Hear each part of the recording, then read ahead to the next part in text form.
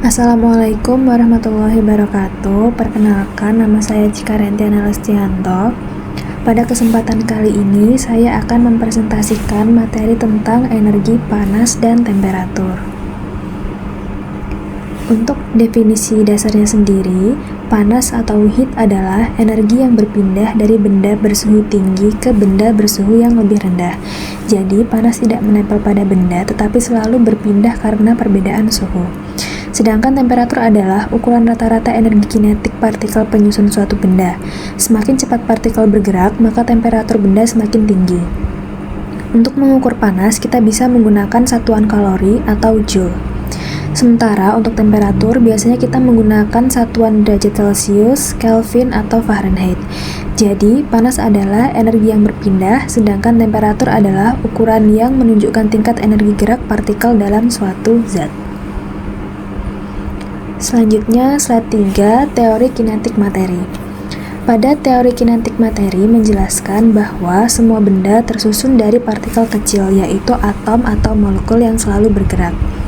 Gerakan partikel inilah yang menentukan apakah suatu zat berwujud padat, cair, atau gas. Pada benda padat, partikel hanya bisa bergerak di tempatnya karena ikatannya kuat, sehingga bentuk dan volumenya pun tetap. Pada cair, partikel dapat bergerak lebih bebas, tapi masih saling berdekatan. Itu sebabnya cairan punya volume tetap, tetapi bentuknya mengikuti wadah. Pada gas, partikel bergerak sangat bebas dan berjauhan. Karena itu, gas tidak memiliki bentuk maupun volume tetap. Ia memenuhi ruang yang ditempati. Contohnya bisa kita lihat pada air. Dalam bentuk es, partikel-partikel air tersusun rapat dan hanya bergetar.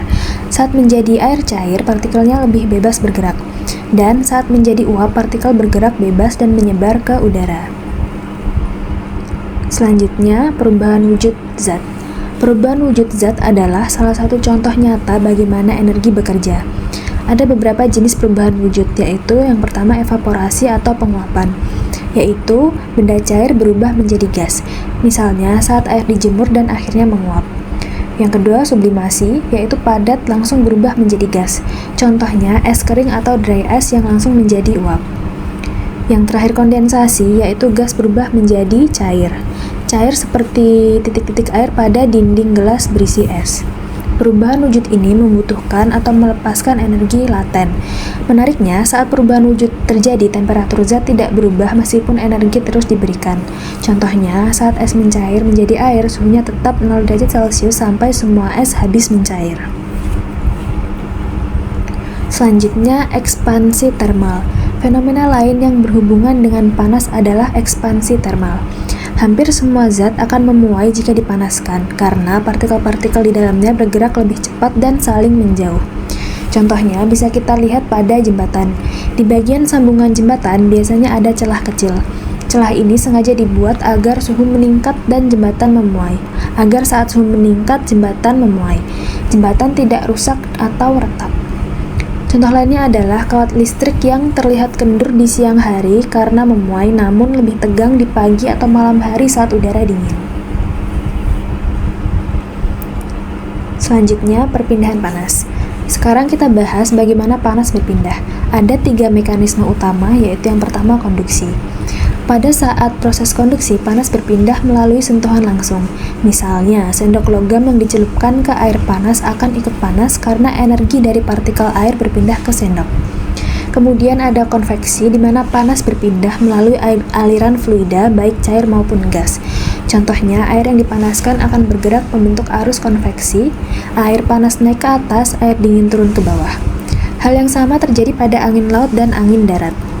Kemudian ada radiasi, di mana panas berpindah dalam bentuk gelombang elektromagnetik tanpa memerlukan medium.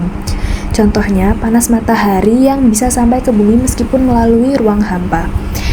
Ketiga cara ini bekerja di sekitar kita setiap hari dan seringkali berlangsung bersamaan. Kemudian masuk ke kalor jenis. Setiap zat memiliki kemampuan berbeda dalam menyerap panas. Hal ini disebut kalor jenis. Definisinya, kalor jenis adalah energi yang dibutuhkan untuk menaikkan suhu 1 gram zat sebesar 1 derajat Celcius. Contoh nyatanya adalah perbedaan antara air dan logam. Air memiliki kalor jenis yang tinggi sehingga meski diberi panas dalam jumlah besar, kenaikan suhunya relatif lambat. Sebaliknya, logam memiliki kalor jenis rendah sehingga cepat sekali panas. Fenomena ini bermanfaat dalam kehidupan sehari-hari. Misalnya, air digunakan sebagai pendingin mesin karena mampu menyerap panas banyak tanpa cepat panas, sementara logam seperti tembaga dipakai untuk peralatan masak karena cepat menghantarkan panas. Sebagai penutup, dapat kita simpulkan bahwa energi panas dan temperatur memiliki hubungan erat. Panas selalu berpindah dari benda bersuhu tinggi ke benda bersuhu rendah, sedangkan temperatur adalah ukuran energi gerak partikel. Kita sudah melihat bagaimana teori kinetik menjelaskan perbedaan wujud zat, bagaimana perubahan wujud melibatkan energi laten, bagaimana ekspansi termal bisa berdampak pada bangunan, serta bagaimana panas berpindah melalui konduksi, konveksi, dan radiasi. Pemahaman ini tidak hanya berguna secara teori, tetapi juga dalam kehidupan sehari-hari dan pengembangan teknologi. Dengan memahami konsep dasar energi, panas, temperatur, kita bisa lebih bijak dalam menjelaskan fenomena alam dan merancang solusi praktis di bidang sains maupun teknik. Sekian presentasi dari saya, terima kasih. Wassalamualaikum warahmatullahi wabarakatuh.